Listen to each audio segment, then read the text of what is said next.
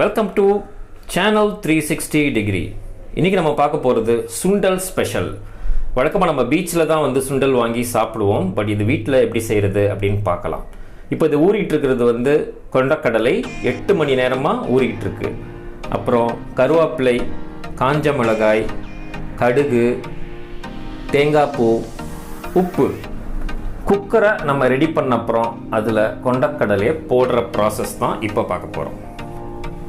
ஊற வச்ச கொண்டக்கடலையை எடுத்து அதன் தண்ணியோட குக்கரில் போட்டுடணும்.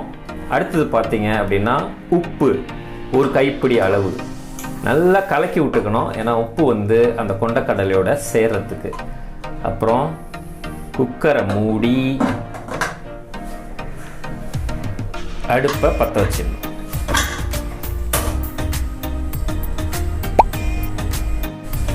இதெல்லாம் இப்போ உடனே போடுற இன்க்ரீடியன்ஸ் இல்லை. முதல்ல கொண்டக்கடலை நிறைய வேகணும். இது மறந்துடாதீங்க, இது 8 மணி நேரம் ஊற வச்ச கொண்டக்கடலை. ஒரு 4 விசில் வர வரைக்கும் வெயிட் பண்ணணும். கொண்டக்கடலை நல்லா வெந்திருக்கு.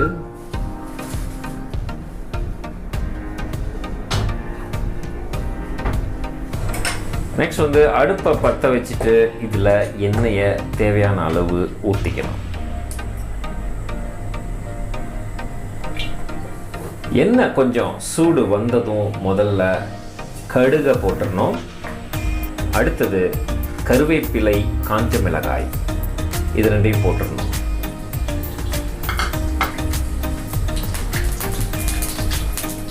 அப்புறம் நல்லா வதக்கிடணும்.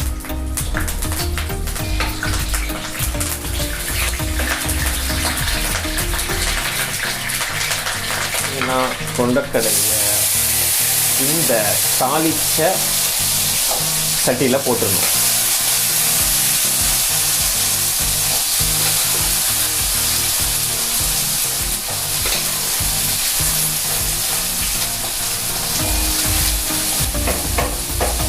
கடுகு, கருவேப்பிலை, கொண்டக்கடலை மூணும் நல்லா கலக்கிற அளவுக்கு கிண்டிக்கணும்.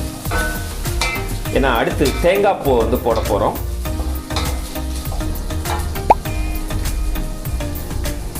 தேங்காய் பூ போட்ட பிறகு அதையும் நல்லா மிக்ஸ் ஆகிற மாதிரி கிண்டிக்கணும்.